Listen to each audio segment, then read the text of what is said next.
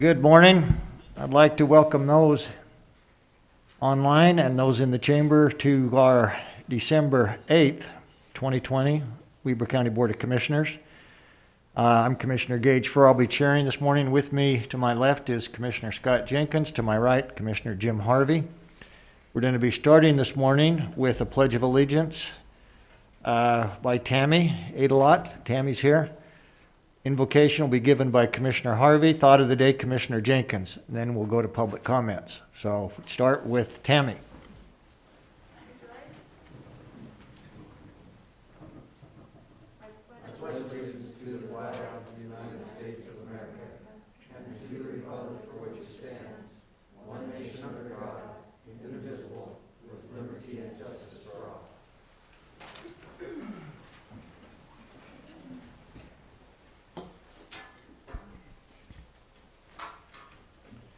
Heavenly Father, as we begin this meeting this morning, we're grateful so much for county government. We're grateful, Father in heaven, for the people who serve here, for their choice to help others.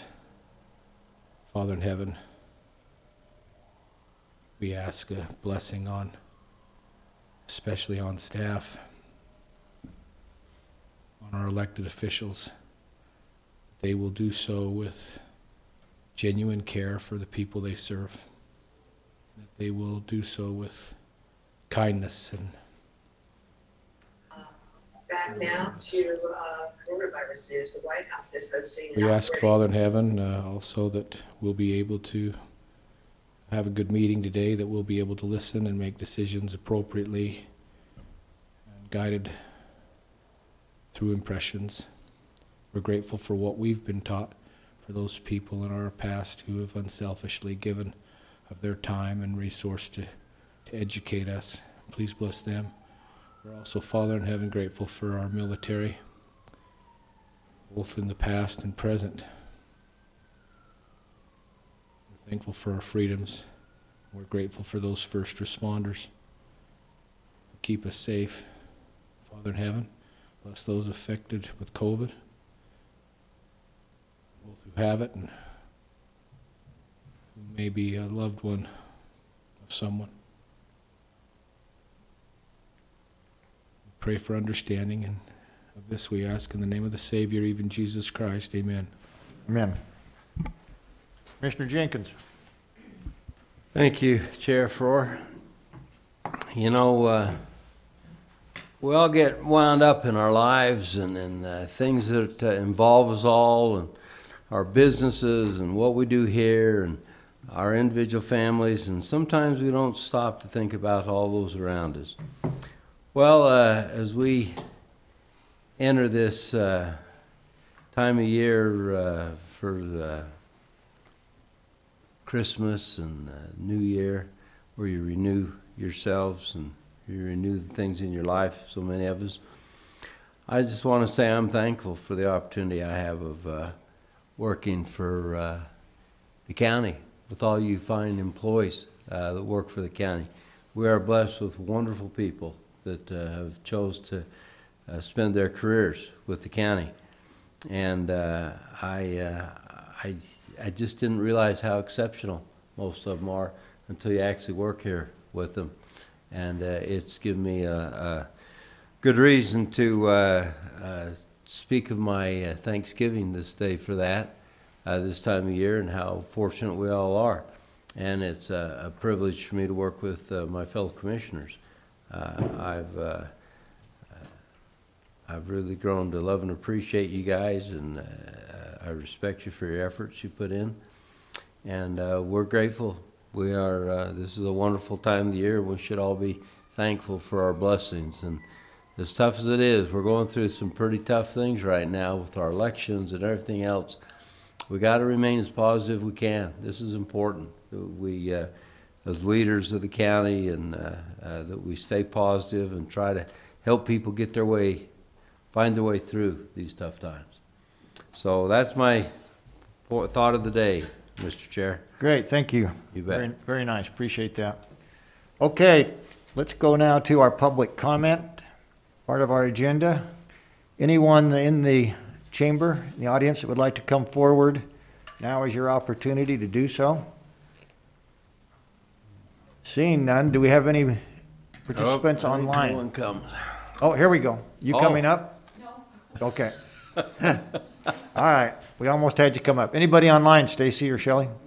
Okay, thank you. We're going to take that as a no comment then, and we're going to go on to our consent items, Commissioners. F1 through 5 is what I'm showing.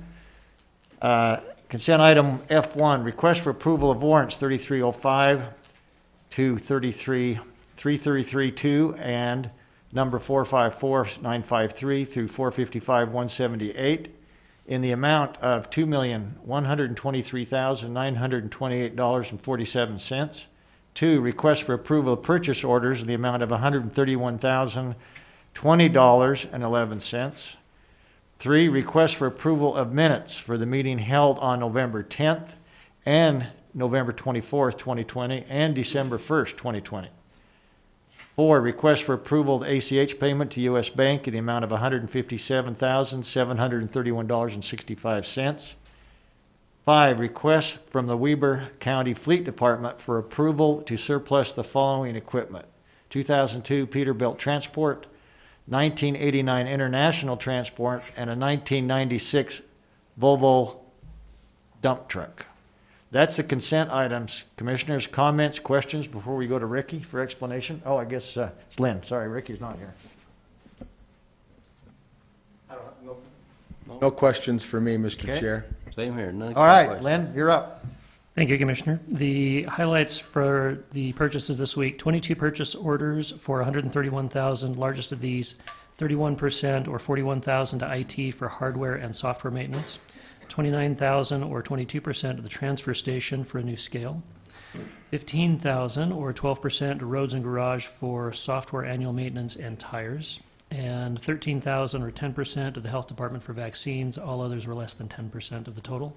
And then 253 checks totaling $2.1 million. The largest of these, $1.1 million or 53%, was a CARES Act disbursement for medical tent and beds and tree grinding services.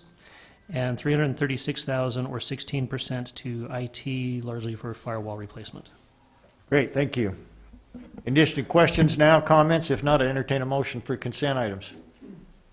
I'd make a motion, Mr. Chair, that we approve our consent items, F1 through 5, with the exception of, I would like to divide and take the first and second item off of the approval sheet and vote on them separately. Okay, so your motion would be to approve 3, 4, and 5.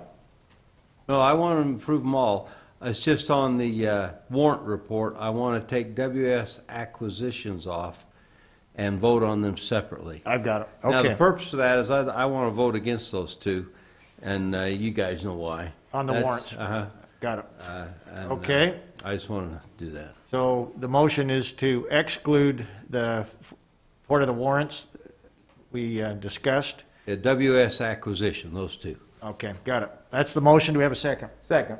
All those in favor say aye. Aye. Aye. Votes aye, motion carries. Thank you, passes. Now, you want to make a motion on the remaining? Mr. Chair, I'll make a motion that we approve the two items WS Holding that were stricken from the original consent items. Okay, and I'll second that. All those in favor say aye. Aye. Aye. All those opposed? No. I'm going to rule the motion carries 2-1, so the motion passes. Thank you very much. And thank you for allowing me to All right. vote no on those. We know why, so You bet. anyway. Okay, the consent items have been approved then in that order. Action items G1, request for approval of the final reading of an ordinance to update the published rates for the use of theater facilities, services, and equipment for the Peary's Egyptian Theater. We talked about this, I believe, a week or so ago. Mr. Ross Reeder or Cassie or somebody come up. Or both? We're both going to come up. Both of Sorry. you. Okay, welcome. Cassie, Ross. I just want to I apologize, commissioners, but I just became aware. Pardon? Oh, yes.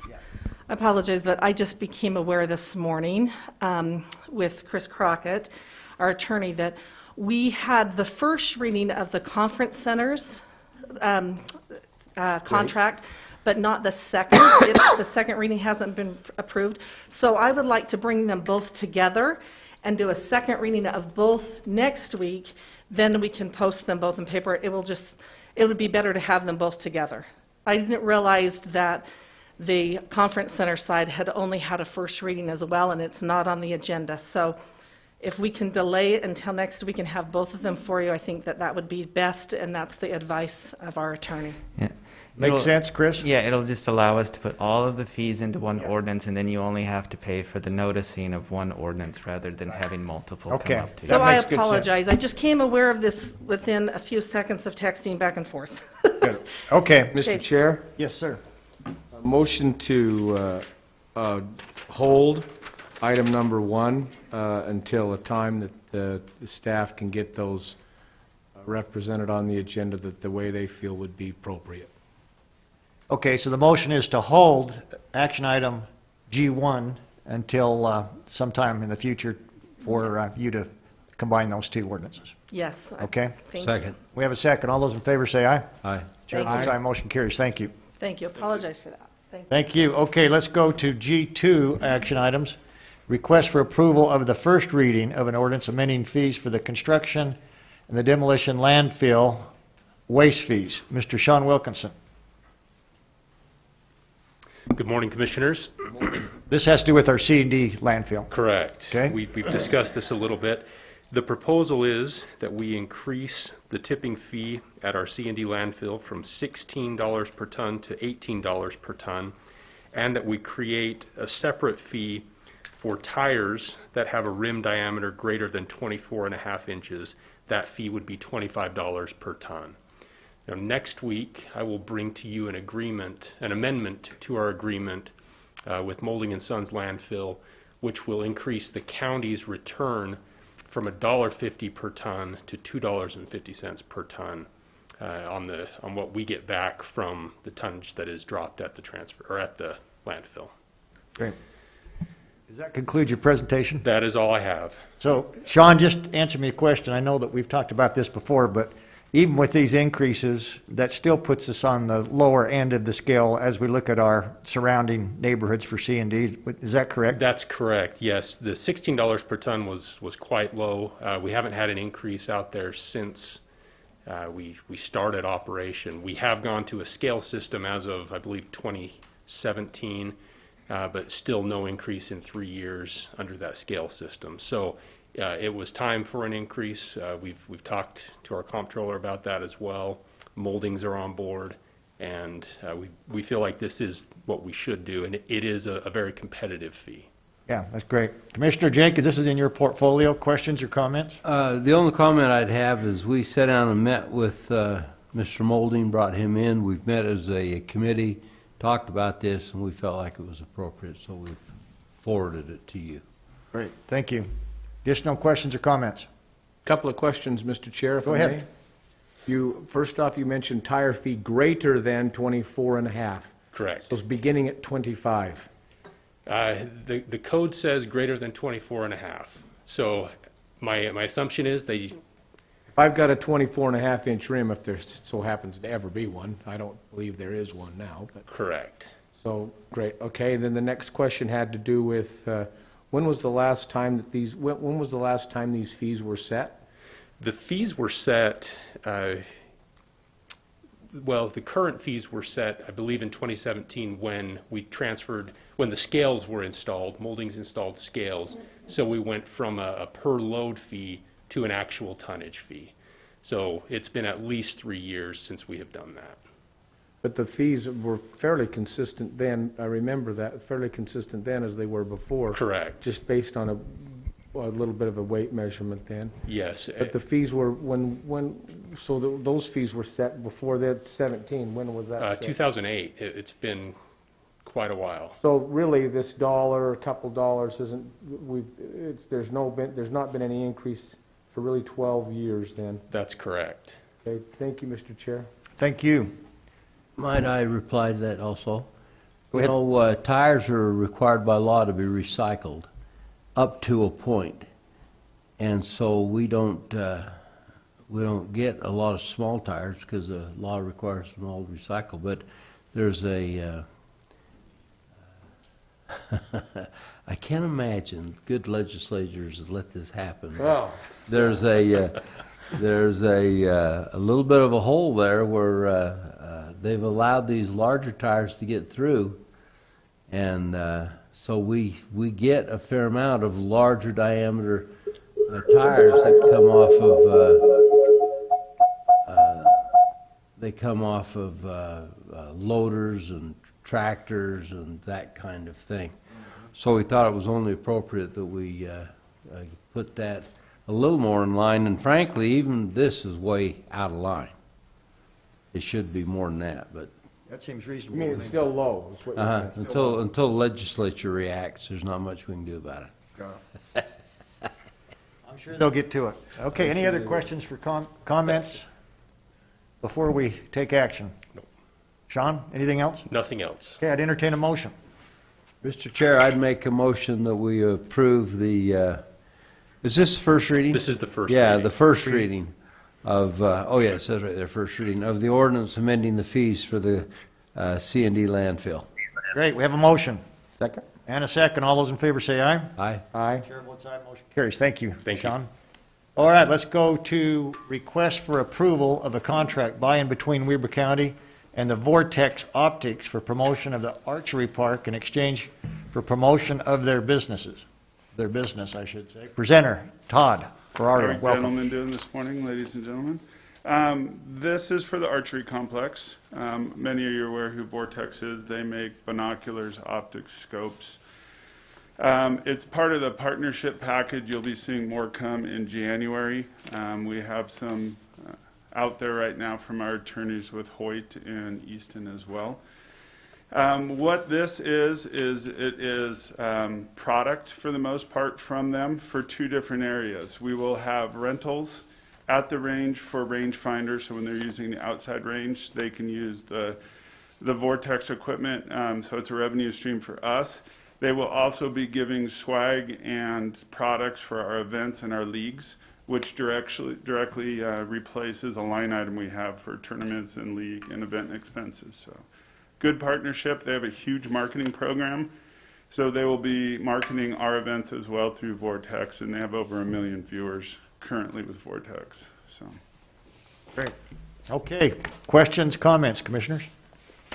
This is another wonderful thing that's happened in this space that we entered into this year. That's done, and Todd, you and your team have done a great job. Thank you so much. well, we appreciate the use of the space. I know you guys had an agreement with Ogden City to turn it into a park. And with the cap being what it is, there's only certain things we could do out there, and I really think this is a win for the community, especially with the funding that we've received outside of the community. Absolutely. If you Has take a look been- at the funding model and for the asset that we now have in Weber County, great job. Pretty remarkable. It is. Okay, commissioners, action or, Mr. Chair, I'll make that motion that we approve the contract by and between Weber County and Vortex Optics for promotional items for the archery park. thank you, have a motion to approve. Second. And we have a second. All those in favor say aye. Aye. Chair votes aye, motion carries. Thank you. Thank you, you, Todd. gentlemen.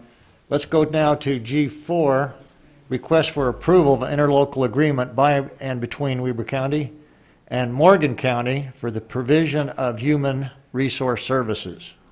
Emily Wild, welcome. Yes. Good morning.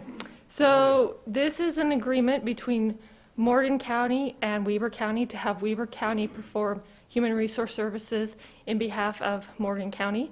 Morgan County will pay Weber County $1,500 per month, and then it will increase on January 1st of 2022 by 2%. And how many hours? Isn't there an hour requirement in there? Or? I don't know if there's an hour requirement, but I can look. Okay, that's okay. We've talked about this before. I'm comfortable with those numbers. Questions? I suspect a fair amount of this information will be given over the phone. Yeah, that's what I would As say. Sarah sits at her desk, so yeah. Yes. Okay, anything else, Emily? That's it. Questions, comments, commissioners? Just, Mr. Chair, Yes, sir. as much as we do contracts with our health department and other services, first responders, some contracts there, and I know that the citizens of Weber County will not be subsidizing this program based on the information we've received already from Human Resource. It would be my recommendation to approve this, and so when you're ready for a motion. I'm ready. I'll make that, I'll make that motion that we approve this interlocal between Weber County and Morgan County to help them with human resource services. I'll second that. And we have a second. All those in favor say aye. Aye. Aye. Chair votes aye. Votes aye. Motion carries. Thank you. Thank you. This is just another example, commissioners, in my opinion, of working with surrounding counties, sharing resources, and making sure that their programs are as successful as ours in Weber County. So I think it's a step in the right direction. Sure. With that, let's go to G5, request for approval of contract by and between Weber County and Intermountain Healthcare, McKay-Dee Hospital, for CARES Act funding. That would be Mr. John Bond. John, welcome. Thank you, Ben. You're looking healthy this morning. I'm glad you are. Commissioners, we have a contract in front of us, an agreement between Weber County and McKay-Dee Hospital, IHC, as part of the Weber Cares program. Months ago, discussions started with both hospitals, Weber County, or IHC, McKay-Dee, as well as Ogden Regional. And those contracts, or those discussions, have led to evaluating the coronavirus progression. And this contract, or this agreement in front of you, is the culmination of several discussions. The result is in item number 1, which is on this agreement, the county will grant up to $500,000 to McKay-Dee Hospital to assist in certain expenditures. Those expenditures, more specifically, are for employee-related COVID-related events. McKay-Dee gave us a list of employees. They started with the alphabet and went with letters A and B. And they went with those employees whose names start with those. We've reviewed those employee names. We've reviewed the expenses those employees have had from March until September of this year that were COVID-related.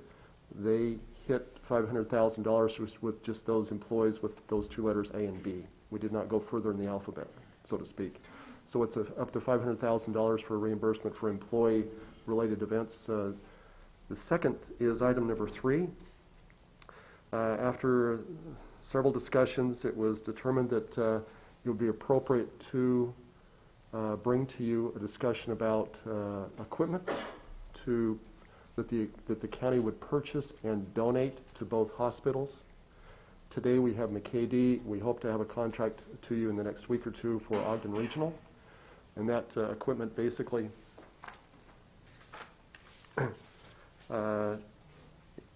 enters into 3 different areas.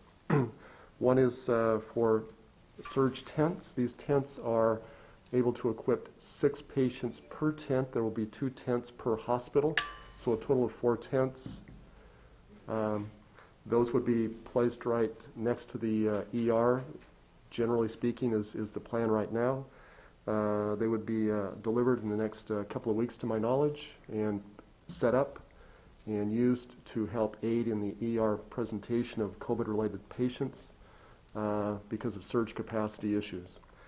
That is item number 1. Item number 2 is preparing for the potentiality of future patient overload, and contracts, to my understanding, have been set up with the South Ogden Junior High through Weber School District and the event center, each to be used as surge capacity areas for cots to be set up. With that, beds are have been delivered, and privacy curtains, as well as environmental containment units and HEPA filters. The third item, or third area, would be for a morgue cooler and racks for if there's an overcapacity for those that might expire. and there is no room to store those that have expired until they're able to be taken care of by funeral homes, that type of thing. So we're looking to those type of surge capacity elements with both hospitals. The contract that you've got in front of you right now is to address those issues right now. The costing of the per hospital would be roughly $350,000. So what we'd see today in this contract with McCady specifically is about $350,000 for surge capacity beds and tents, as well as $500,000 out of CARES Act money for employee-related events. So roughly $850,000 for McCady IHC. Does that conclude your presentation? Yes, sir. Questions for Mr. John Bond? Or comments? We've been at this a while, and I think in our work sessions, if went back and forth and around this, I think I'm comfortable here, Mr. Chair. Appreciate that. Yeah, John, I think we'd all hope that the day wouldn't come when we may put those resources to use at the hospitals, but with this last week or two, we're getting closer to putting those in use if they're not already. So I think this is probably a good move, and probably is going to help us in the future as well. So I'm in support of that. Commissioners, if not, no other questions, I'd entertain a motion. Mr. Chair, I'll make that motion that we approve the contract with regards to the CARES Act funding for Weber County and Intermountain Health Care.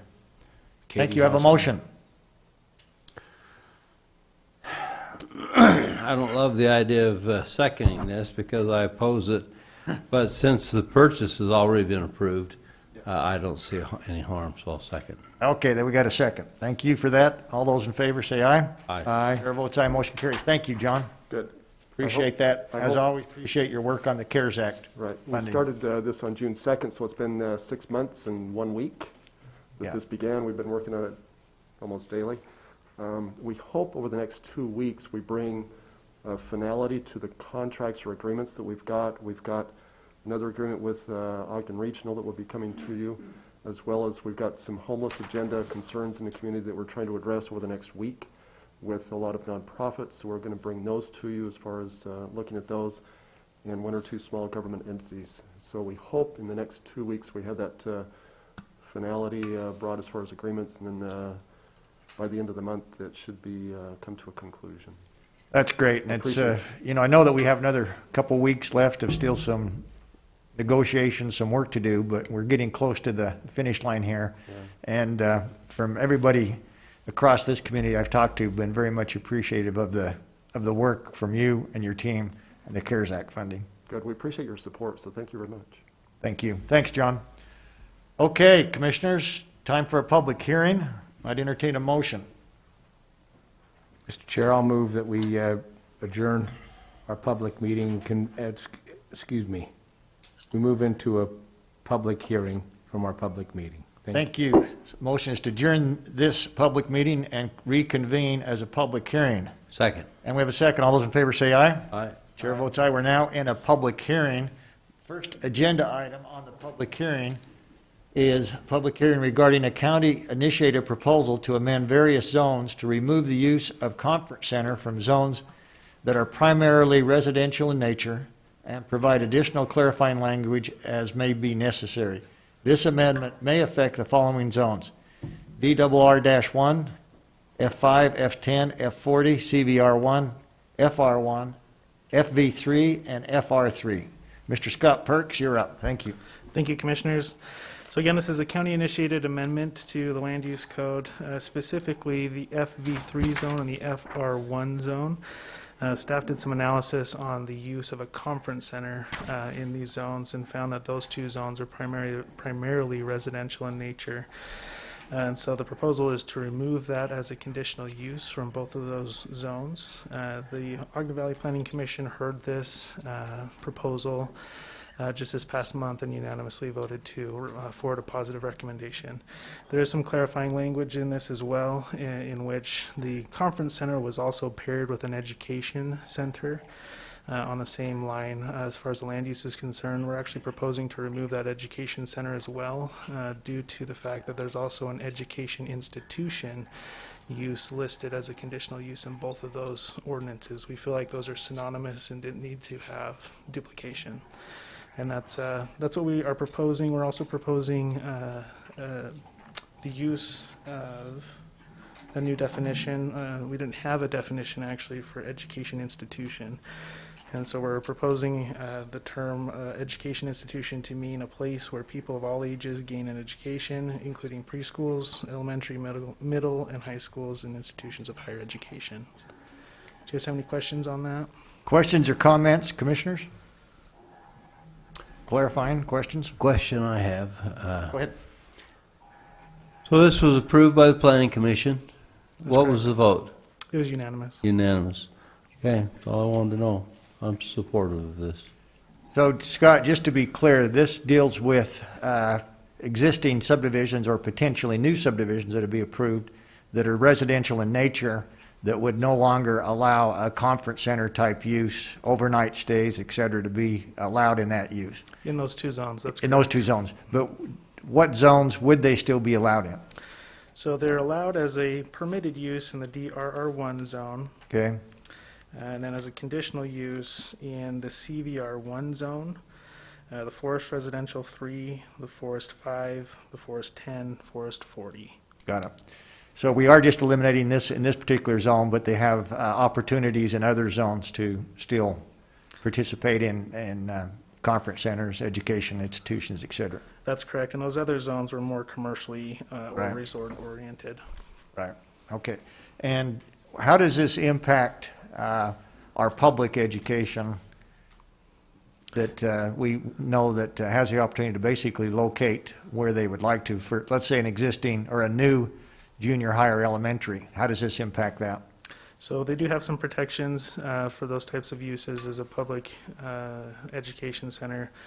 Existing schools obviously are not affected, grandfathered. The particulars as to those new schools that would like to locate in those areas, I'd have to do a little bit more research on, but I do know that there are some protections for those uses. Okay, comments, questions? If no comments, we'll go on to our next agenda item, which would be a public hearing regarding a county-initiated proposal to amend Section 101-2, 104-3, 104-5, 104-6, 104-8, 104-9, 104-10, 104-12, 104-13, 104-14, 104-15, 104-16, 104-17, 108-8, 108-15, 108-19, 108-21, and 102-5 regarding accessory dwelling units and amendments to relevant sections of the Weber County Land Use Code. Ms. Tammy, Yes. welcome. A-lot. Thank you. Thank you. Good morning. This has to, primarily deals with our ADUs, is that correct? That is correct, Okay, yes. go ahead. This is a staff-driven amendment to allow for ADUs in any zone where single-family residences are permitted. These would be a permitted use. These would, currently, we allow for accessory apartments as a conditional use in all of these residential zones. This proposal seeks to omit accessory apartments and allow for accessory dwelling units. A couple of things to point out, as I'm sure you're well aware, we're looking at a 60% population increase in Weber County between now and 2060. And so this proposal is an attempt to help provide for affordable housing for these various, I guess, stages of life and needs that will be coming up. I want to point out a couple of things with this. We have amended parking sections. We've amended some definitions for clarity. And then, of course, we have inserted accessory dwelling units in all of those residential zones as a permitted use. We have presented this with both planning commissions, Western Weber and Ogden Valley. We've had work sessions with them. We've been working on this all year, actually. Both planning commissions recommend approval. I do want to state that Ogden Valley Planning Commission forwarded their recommendation of approval specifically with that TDR requirement in there. That is part of the general plan. That is currently a requirement for Ogden Valley to not allow for any new density. And that is what we are proposing. I tend to be kind of short and sweet, so if you want a much longer version, I can call Charlie up here. But do you have any questions for me? So I appreciate that explanation. So since you brought it up, let's go to that section of the code, which I believe is 108-19-2. So for Ogden Valley accessory dwelling units, ADUs, you're proposing that that they contain twice the minimum acreage required by the zone and/or do a TDR. Correct. What was the reason to double that? I have some concerns with that. Sure. Especially since we have some existing people in the valley, I'm going to call them empty nesters, for lack of a better term, that are currently utilizing their home, or could utilize their home from ADU, that are on 3-acre lots, but for them to be required to go to a 6-acre lot, they're already in a subdivision, becomes problematic. So Right. was that discussed?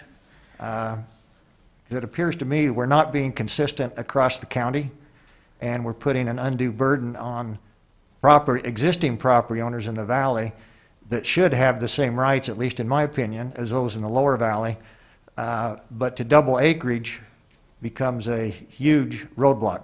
Tell me if I'm right or wrong on that. It is a little tricky, I think, to reconcile both the cap on density, which the Ogden Valley General Plan specifically calls out not allowing for any additional density in Ogden Valley.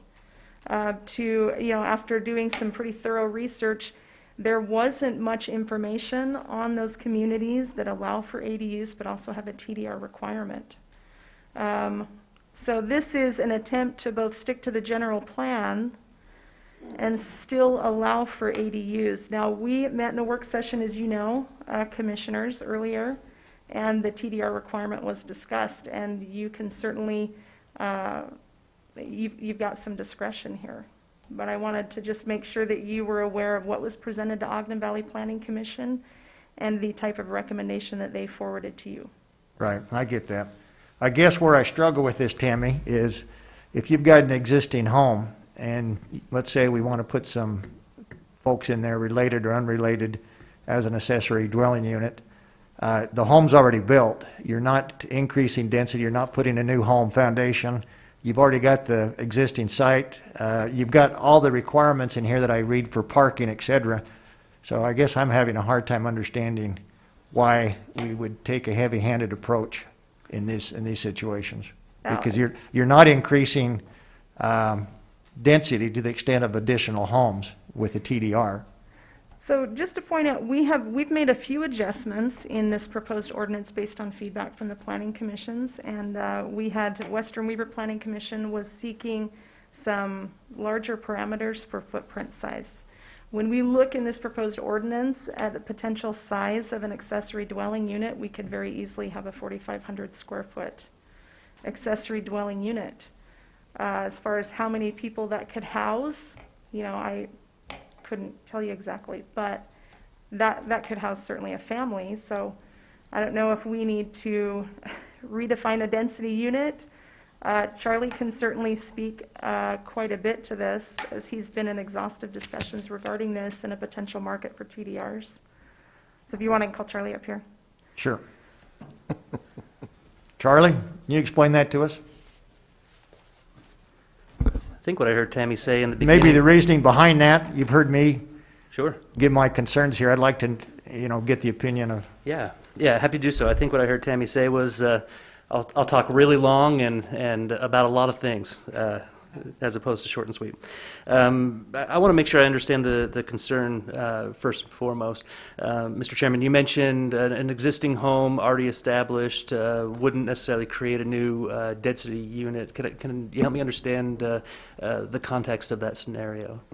Well, so let's say that somebody has a 8,000 square foot home. They're an empty nester. They want to create, I'm going to call it a mother-in-law apartment or an accessory dwelling unit within that same, or build something attached to it. It could be one of the two scenarios. Typically what we see happen in the valley right now, is you have existing housing stock with people that have been there a long period of time that don't want to leave the valley, but could use the additional income to pay for property tax, could use it for safety reasons. I can list a number of reasons why it's appropriate to, and just because of the cost nature of the valley right now, it's very difficult to obtain housing. Yeah. You brought up in your presentation moderate housing income housing. This gives the opportunity for people that maybe don't have the means to afford a house to still be in the valley. Perfect. Thank you. That helps clarify. That's my a lot. concerns. Yeah, and the impact of an accessory dwelling unit is certainly less. We haven't done a considerable amount of research to show you the facts, but we can dig those facts up. It is less than a standard single-family dwelling. A little bit more than just a single-family dwelling, though, just because you've got a different family, so there are different effects of that. Reducing the size, so putting some caps on how big these accessory dwelling units can be, will certainly reduce those effects as well. Our original proposal was to stick with what the current accessory apartment ordinance says, which is 40%, no greater than 40% of the primary dwelling. As we were discussing that with the Western Weber Planning Commission, there were some concerns that, we stuck with 40%, and then there is an existing size allowance for existing accessory apartments of 800 square feet. So you put 800 square feet and you put no more than 40% of the main home. Both of them have to be true. You're going to have pretty small homes, and so pretty small impact in those cases.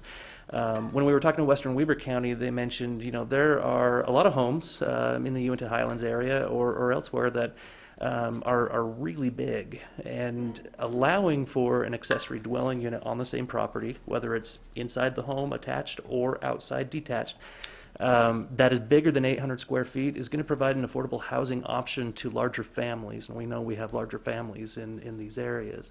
And so they wanted to see those numbers pushed up a little bit. Our proposal back to them was no more than 1,500 square foot footprint, which if you have a basement, a main floor, and an upper floor, that's the 4,500 square feet that Tammy mentioned. Economics is going to limit that. You're not going to see a lot of 4,500 square foot homes going up as accessory dwelling units. But that, I think, was the compromise that the Planning Commission from Western Weber wanted to strike in order to provide that additional housing type. So that said, that brings the number up, and bringing that number up brings the availability of more housing for people, which brings the impact up. So there's the potential for double the impact in those kinds of circumstances. But again, from research that we've looked at, you're looking at 2% or so of the population capitalize on this. So you're not going to be seeing an accessory dwelling unit on every lot or even every other lot. It's really low, the amount of population that capitalizes on it. At least those are the numbers that we've pulled nationwide, relying on some of the research that Ogden City did when they were looking to implement the same. So it seems pretty small in terms of impact. However, we are cognizant of the fact that the Ogden Valley General Plan did say no new density, and they specifically said ADUs should be addressed by TDR. That document's an advisory document, it's a recommending document, and so whatever is in the best interest of the public, as determined by you guys, certainly should move forward. Just a point of clarification, the proposal that's in your packet, if you were just to move forward and adopt what's here, it does not have the TDR component. We heard what you mentioned in work session last week, and we removed that in the proposed text.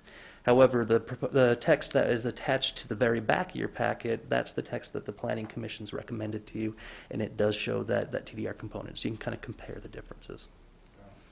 Okay, so I read the sheet here. What you're saying is the TDR is not included in what you're proposing today? Right. So if you go 2 or 3 pages into your staff report, you'll see whereases start out. So a sheet that says whereases, you flip through that particular one to that section that you're referencing there, and it won't show the same text in there. Okay. All right. Thank you for that explanation. You bet. And I agree with you. It's a very small percentage, 2%. is not a large number. But if you happen to be an empty nester up there and you're part of that 2% and you'd like to take advantage of an ADU and you're required to double your lot size, then the 2% goes away because you're not going to be allowed to do it. That's true. And also mention there are a lot of the demographics in the Ogden Valley is definitely different than you see in some places, and so you may see more accessory dwelling units going up. A good point to rely on in the proposal is that the main dwelling does need to be owner occupied. Right. So if you can have an accessory dwelling unit, the people who live in the valley are the ones who will be allowed to do it. So you're not going to see a lot of these popping up on, well, you shouldn't see any of these popping up on second home properties. Right. Yeah, I think that's a good point. So it requires that owner occupant, which is, again, the demographics that we want to make sure we take care of in Ogden Valley, and not try to make such a special case up for Ogden Valley versus Lower Weber County. I like to keep it consistent. Tammy, anything else? I'd like to point out that the ordinance specifically states that no short-term rentals are allowed in these accessory, either in the main or the accessory dwelling. Right. So those are kind of the two main points. Anything else, Charlie, you can think of? Okay. We understand that, which I'm very comfortable with that. We'll deal with STRs at some time in the future. Okay. Comments, commissioners, questions? I have a comment or question. So my concern on this was parking, to make sure we got that right. And as I read this, it says all zones there shall be provided in private garage and in areas designated for vehicle parking that include hard surface areas. And it goes through here and lists. Anyway, under ADUs, it says one parking space for an ADU. And then it goes on to talk about how you can have 2 cars. Yeah, it says maximum yard area, respective area shall be used for parking of no more than 2 automobiles, which shall be functional and licensed with current registration. Now, I don't see where that is specific to the unit as a whole. So isn't that conflicting? So we've got on page 27 of your staff report, under parking spaces for dwellings, we have allowed for 2 parking spaces for an accessory dwelling unit. However, if the dwelling unit is smaller than 800 feet, then they're allowed 1. So what happens if they have 2 vehicles? Are we going to have one on the road?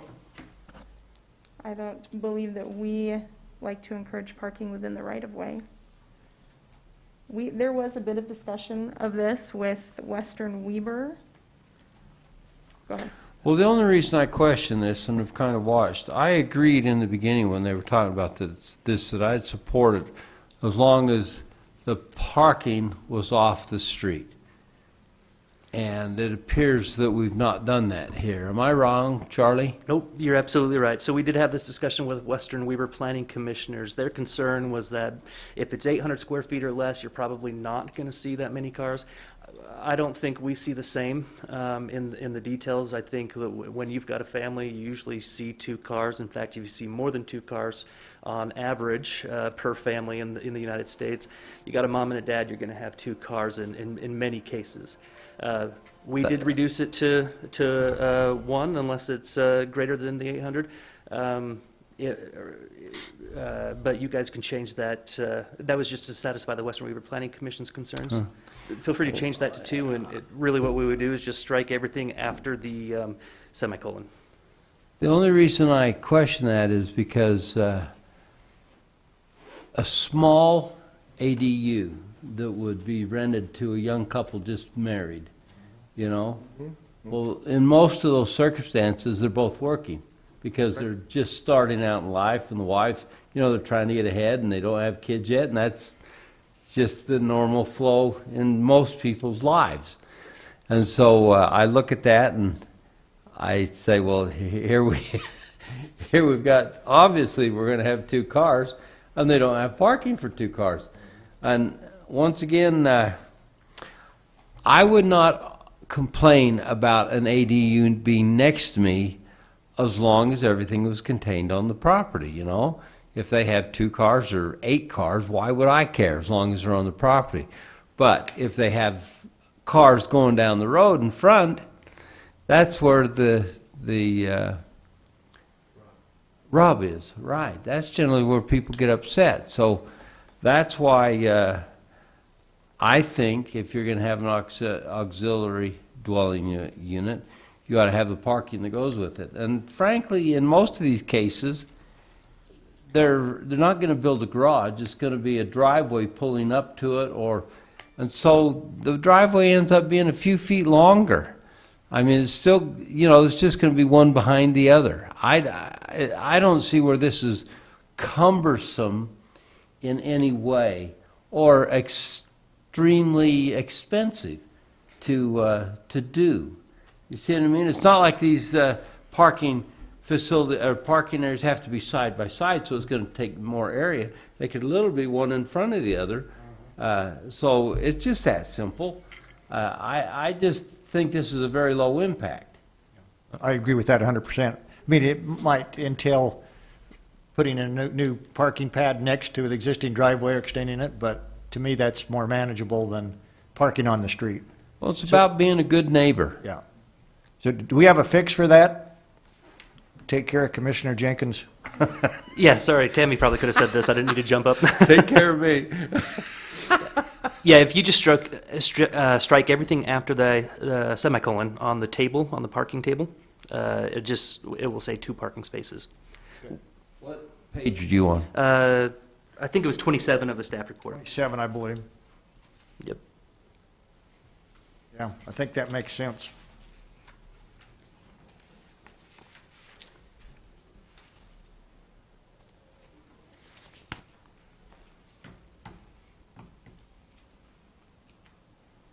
Well, Mr. Chair, Yes, sir. are you ready for a motion on this? Hold on. Well, we got to go to public comments first. Oh, yeah, that's true. We'll go to public comments and come back for action. Yeah, then we'll come back to that. Okay, that's right. I'm getting ahead of it. I appreciate you bringing that up, and I think we Hold on, I'm getting ahead of it. We do have an option here. So, does that conclude your presentation, Tammy? Yes, at this time, yes. Thank you. Any comments, questions? I have a couple of comments. Go ahead. If I can, Charlie and Tammy. Guess you're not done. No. Have you thought, what are the unintended consequences of this as it sits now? Considering that we strike on staff report page 27 after the semicolon, because I, with Commissioner Jenkins, agree that any parking, it cannot be on the street. It has to be on the property. Absolutely. Whether it's 2 cars or 10, it doesn't matter. It needs to be on the property. So are there any unintended consequences that were talked about? Specific to the parking? Mm-hmm. We've gone through this at length with the parking. We've gone through a few different scenarios, specifically with Western Weber. The subject of existing structures will come up and converting them to ADUs and their proximity to the property line. That may have more unintended consequences, I think, than requiring an additional parking space or allowing for additional parking, rather. We do have a cap on the percentage of the yard area that can be taken up with vehicles, but the indication here is that they will have designated parking for any vehicles associated with the accessory dwelling unit. Thank you. Charlie, are you aware of any? I'm not. Next question. What about impacts to existing septic systems? Many of the locations, you know, the place is sized for a particular size septic system. So can you speak to that? Or how does that, in as much as these will be permitted, I'm sure, will that require a second system on that lot? Or what's the tie-in? Help me with that. So we do have a list of requirements, and one of those is to obtain approval from the Sanitary Sewer Authority They're also going to be required to provide proof of water for that accessory dwelling unit. In talking with Summer Day over at the Weber Morgan Health Department, she didn't think, she indicated that many septic systems were sized larger in anticipation of possibly expanding a residential use, whether it's adding a bedroom onto the existing structure or perhaps something along these lines of an accessory dwelling unit. And so the health department has been made aware of this proposal, and they understand that they will have people coming to them looking for capacity letters stating that they currently have sewer capacity or septic capacity rather to accommodate that, or they will receive a recommendation from the health department for a septic system that could accommodate that. Next question, thank you. Next question is a lot of people have barns up there, anywhere. They'll have a barn in their backyard, a 20 by 50, let's just say. And a lot of times they're built pretty high. You can get an accessory dwelling if you were to put a floor above the main floor, and then you just, because those are 16-foot high barns, you could get two floors out of it. So that gives you another 1,000 square feet. There's no problem with building a second floor in a barn and with stairs going up there, and you don't see any issue with something like that. So we have had some discussion with the public regarding converting existing structures into an accessory dwelling unit, specifically those that perhaps exceed the height or the footprint requirement, exactly like Commissioner Harvey stated with a barn. We do have, let me pull this out here actually. We do have an addition to this ordinance that we've crafted that allows for converting an existing dwelling unit. Now, this is specific to an existing dwelling unit. We can certainly adjust the verbiage to say existing structure, but we do have some verbiage that allows for converting an existing dwelling unit that was lawfully established 5 years prior to applying for an ADU, which means they don't necessarily have to meet those thresholds that we have currently in our ordinance. Let me get you a copy here. Thank you, Tim.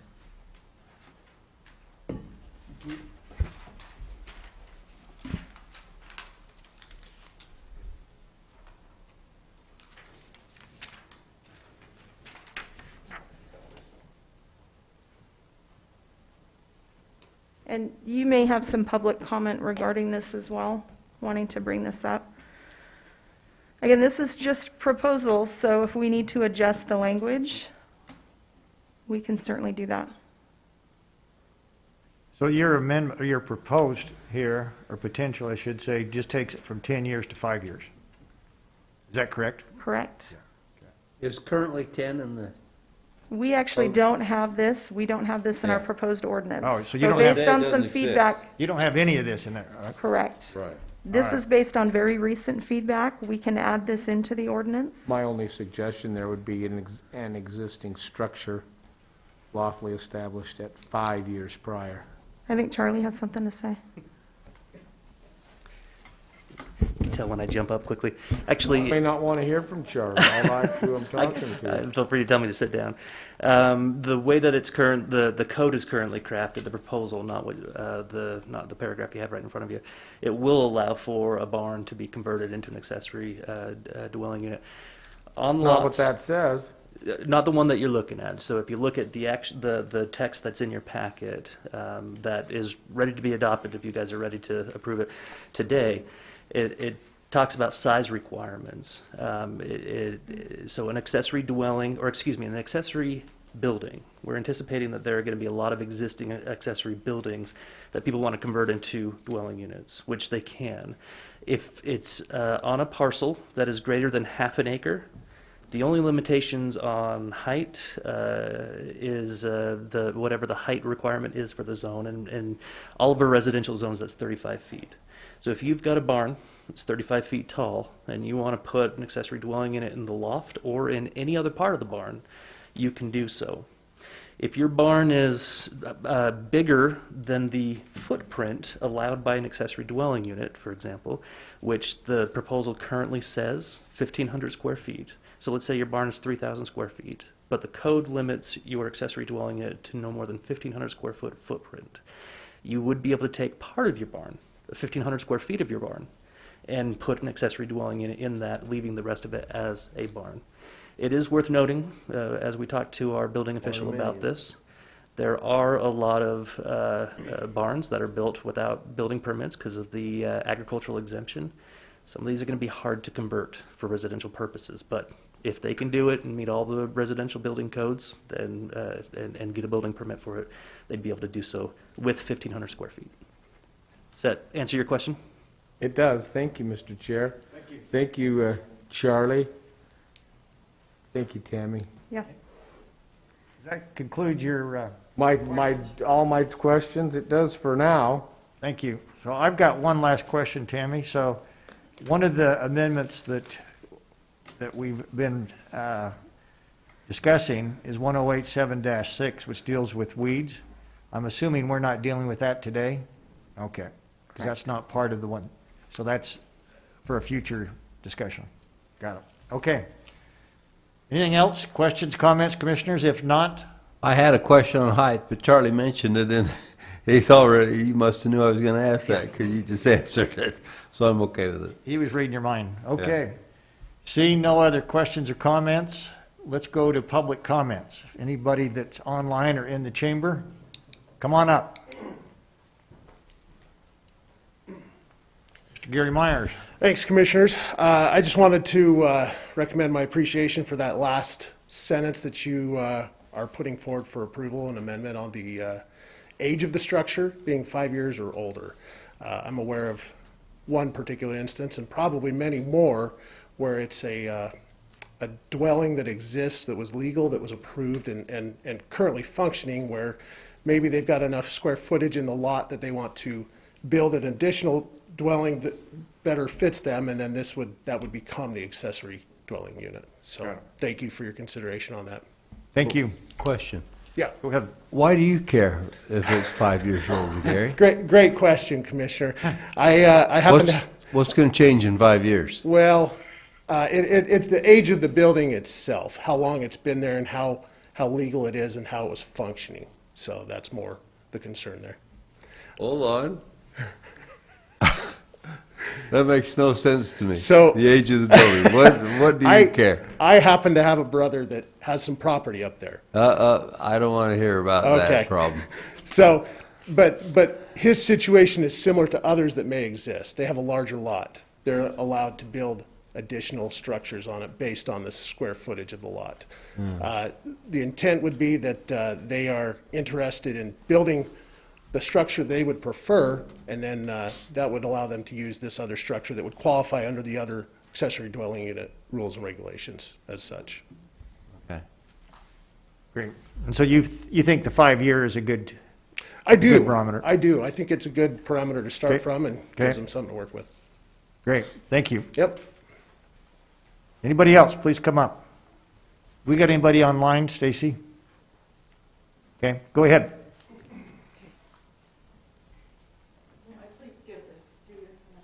Thank you. Could you introduce yourself so we know who you are, too? Thank you. Okay, my name is Jan Fulmer. The address is 3741 Red Hawk Circle in Eden. And Commissioners, what I would like to do, and by the way, I've given you some information packets. You will receive this electronically. There are links in there which are obviously much easier to access.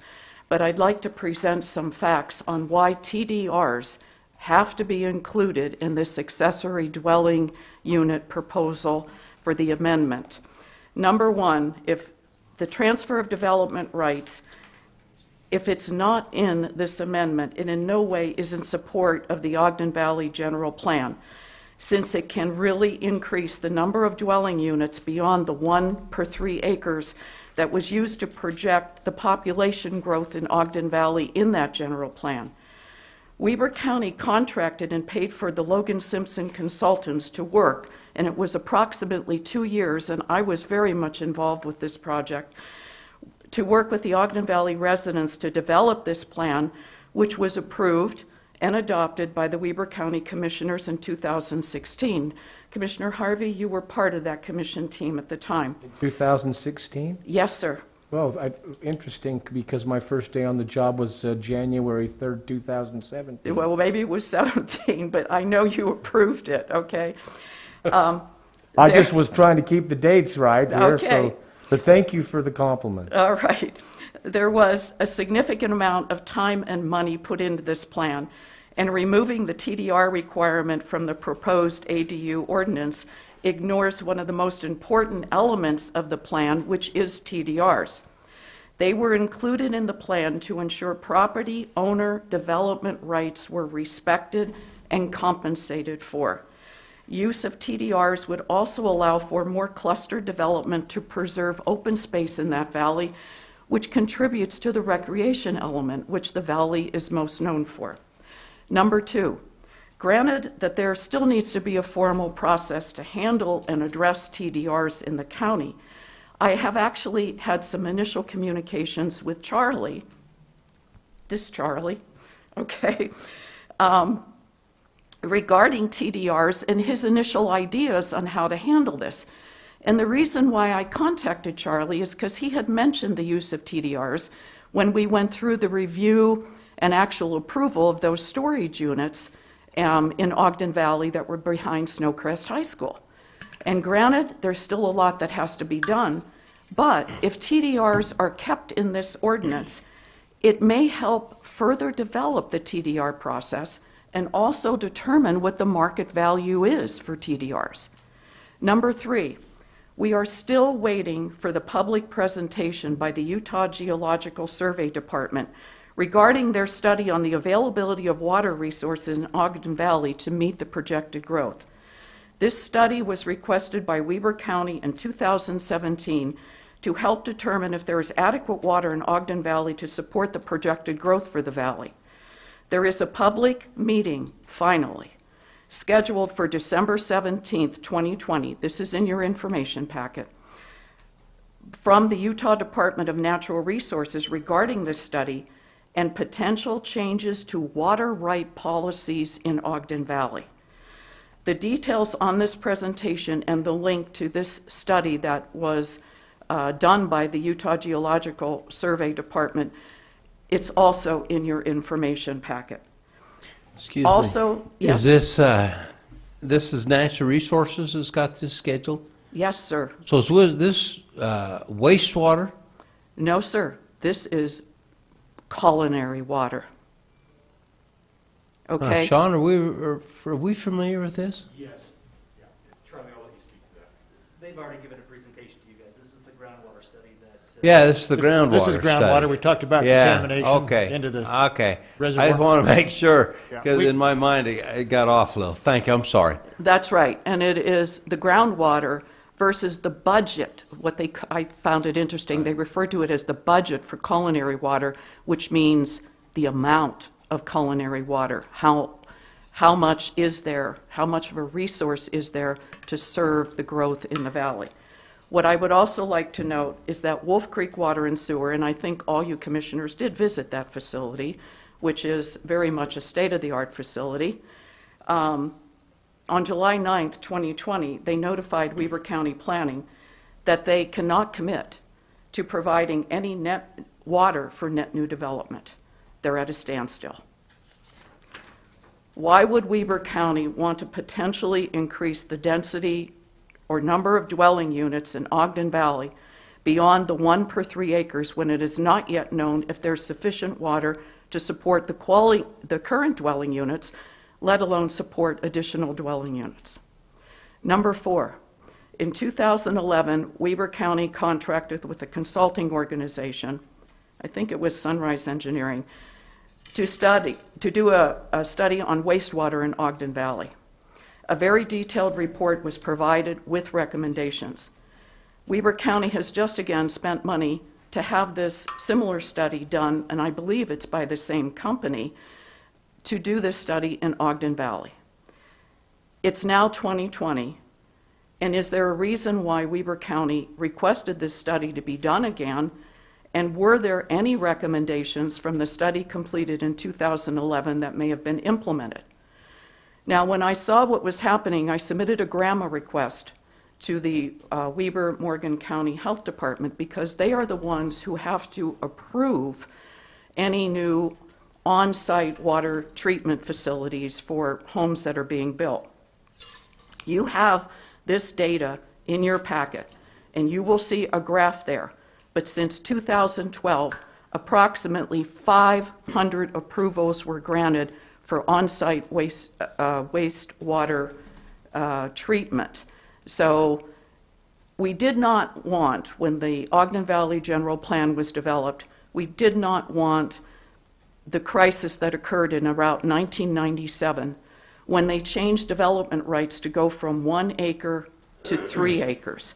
And one of the main reasons for doing that was because if you have a home on 1 acre, you've got your wastewater treatment on the 1 acre as well as your well, and there were some problems.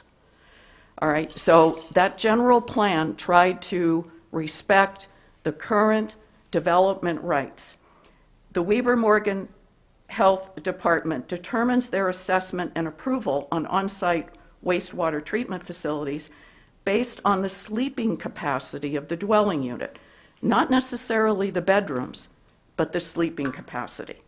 So will accessory dwelling units use existing on-site wastewater treatment facilities that were approved for the primary residence on the property, as you noted, Commissioner Harvey, or will a new assessment and approval be required for on-site wastewater treatment for the accessory dwelling units?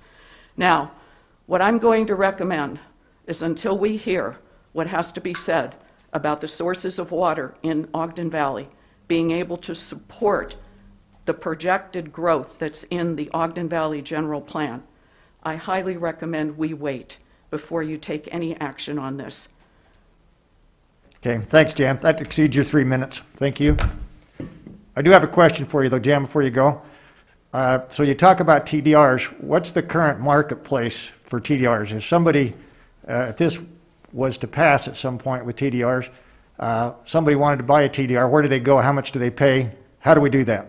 That I do not know, and I think I'd ask... So why would we require that if we don't have a marketplace? If there's really what we're saying, without a TDR, under what you just proposed, there is no ADU that would be allowed in Ogden Valley because there's no marketplace for a TDR. I'd like to ask Charlie to come up because this is something that we've talked about ever since the general plan was approved. Okay, no, thank you.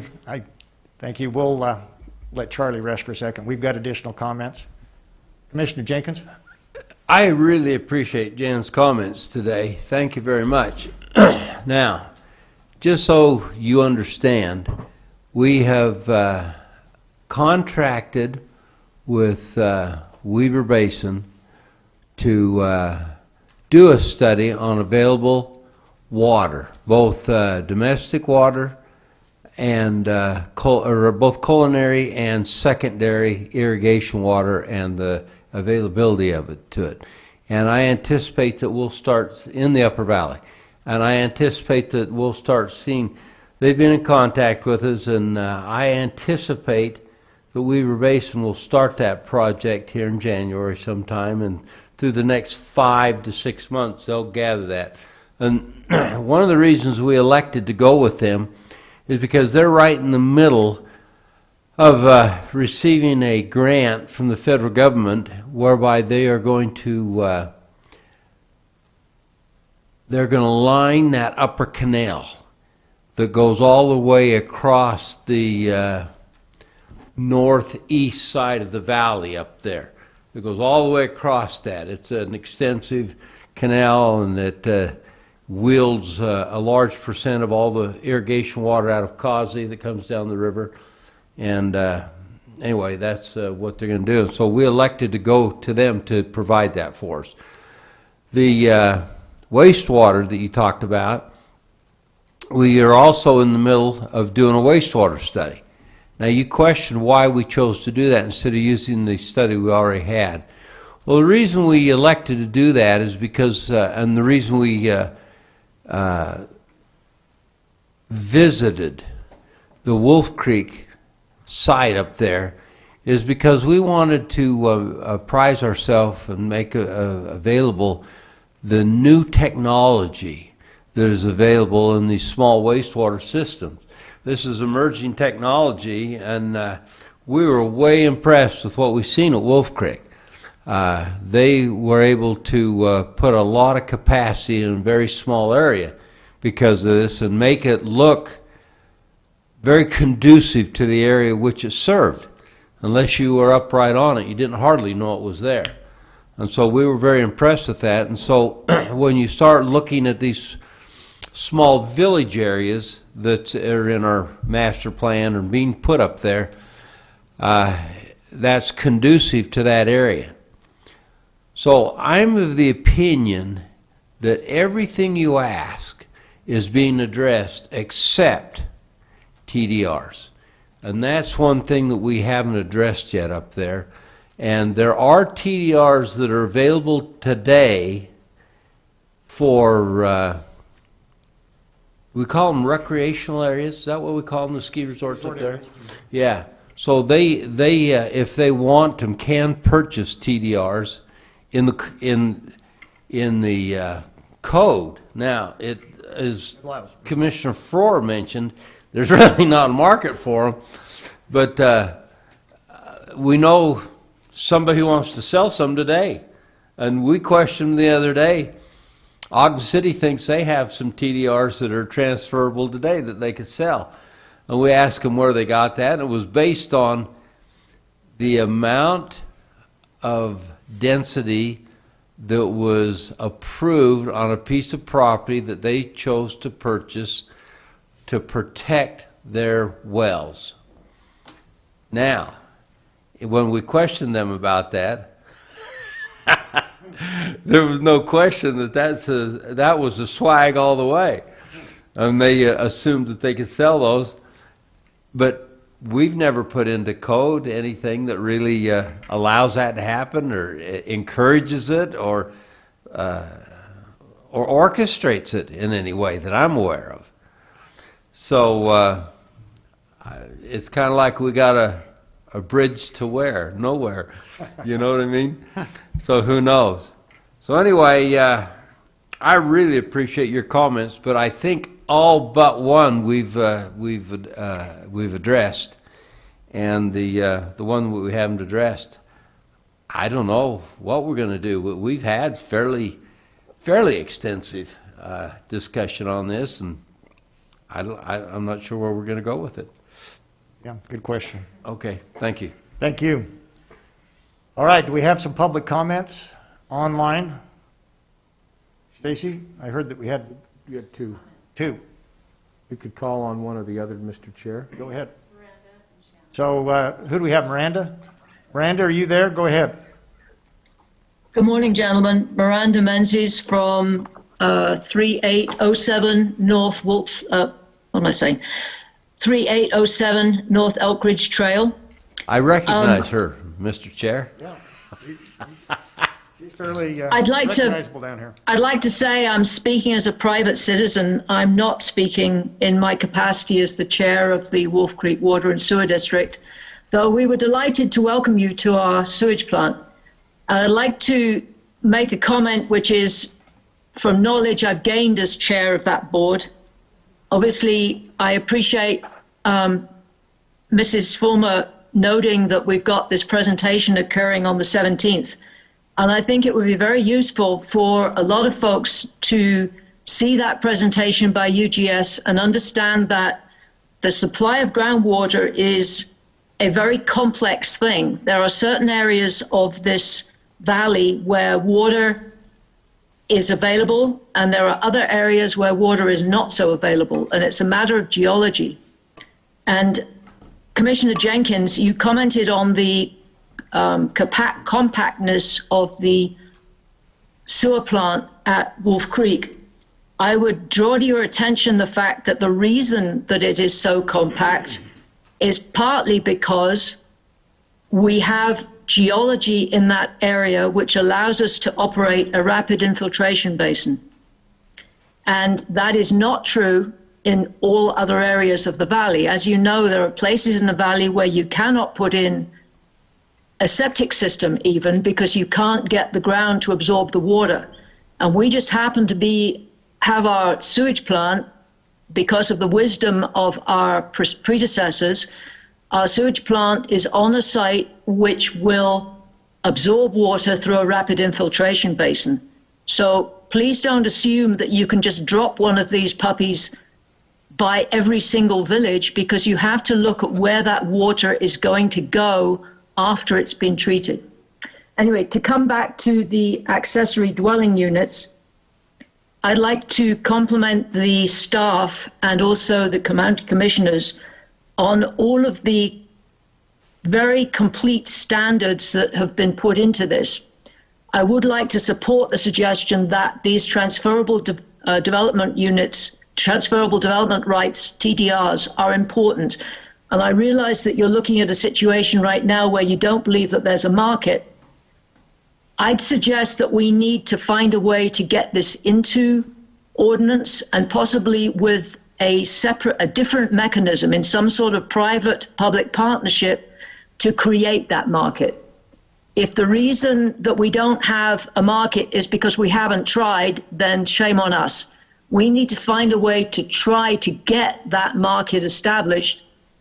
And I think then that I would ask that the Commission consider committing that if a market is created, they would be prepared to step back and put it into the ordinance of this, addressing these ADUs. But I think for right now, I entirely see Chair's point that we don't have the mechanism, so we can't put it in there. But I'd like a future-looking commitment that we would potentially put it into the ordinance when such market becomes established. I'd also like to raise the question of the size. The idea that somebody could build an accessory unit that's 4,500 square feet, that's bigger than many of the houses in the valley. It's bigger than the size that Summit has established of 4,000 square feet for its homes up in the DRR1 zone. So I would ask that you look again at that size limit to make it the 1,500 square feet total floor area and not have that as a footprint size. I may have misunderstood what you were saying, but I do think that 1,500 square feet is perfectly adequate. I lived in a 1,500 square foot apartment for a number of years relatively recently, and you can live perfectly happily in 1,500 square feet.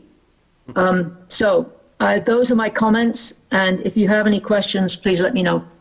Thank you, Miranda. Great comments, and since you brought up TDRs, obviously, if there was a marketplace that the public could go to right now and buy TDRs, my opposition to including this would go away. It's going to be driven, TDRs is going to have to be driven by both the public sector as well, and probably more by the private sector. So again, I'm very familiar with TDRs. In fact, I think 10 or 12 years ago, I passed the first TDR ordinance in the state that allowed Weber County and other counties to set up a process to do it. But that's been 12 years and nothing's happened. So it's objectionable to me until we have a plan in place and a process in place for people that want to buy TDRs to do so, that all we're doing is postponing the inevitable, and we're using this as a mechanism to deter and stop growth, which is not. So those that want to see the TDR passed, I'd encourage them to get involved. Let's stop using TDRs as a way to stop, and let's encourage people to do TDRs. So that's my comments, Commissioners. Do we have, who is it? Shanna is with us? Shanna Francis? Yes, good morning, Commissioners. Thank you for your time. Thank you for all you do. Appreciate your efforts. I live at 4609 East Creekview Drive in Eden. I am on the Planning Commission, was part of the vote to approve accessory dwelling units, but on condition of the TDRs. I know you, all three of you probably have already made up your mind more or less on where you want to go with this and your perspective on TDRs. But again, to reiterate, to do this, to pass this without TDRs is just is another way around the density requirements that have been upheld and very much supported in Ogden Valley. You know, this ordinance seems very innocuous, the way that it can be presented, that it's just a mother-in-law apartment or somewhere for your innocent young kids, newly married, affordable housing. And, you know, that's all well and good. And currently, our ordinances allow for parts of people's homes to be rented for this very, very thing. To me, there's already a tool to address a place for mother-in-laws and for young children to live. But when they're going to be used as a completely different unit that can be larger than the home on a property, it's cutting the requirement for the size of a lot for a home. I mean, that's just the bottom line. You can call it anything you want, but that's where you're going with it, unless you do have the TDR, because then you would be retiring another area of the valley to compensate for that required 3-acre. I know Commissioner Ford, you mentioned, well, what if you're already in a residential neighborhood? You can increase the square foot, but that's where the TDR comes in. You retire a piece of property in another area to make up for the lack of acreage required for the 3 acres for another unit. So I would I would beg, I think there's going to be an uproar if this were passed without a TDR.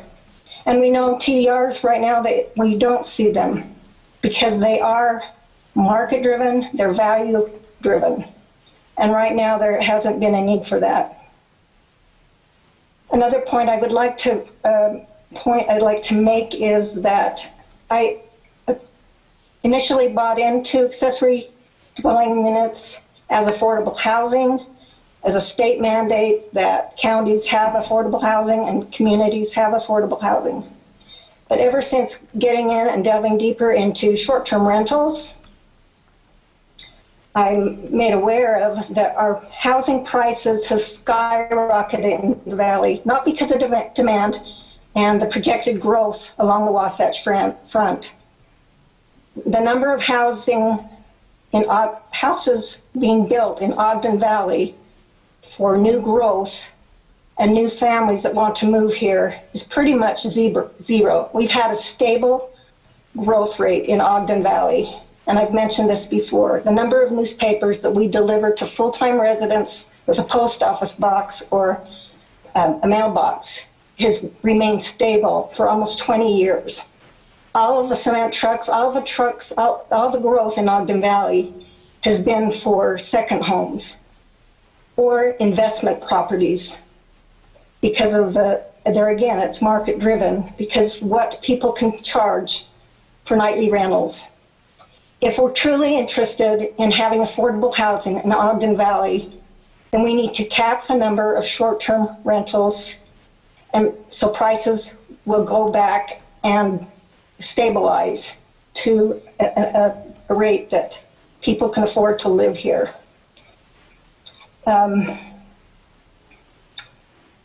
That's pretty much what the comments that I would like. Again, please either put a hold on this until we can find out what the water situation is, till we can figure out a TDR plan.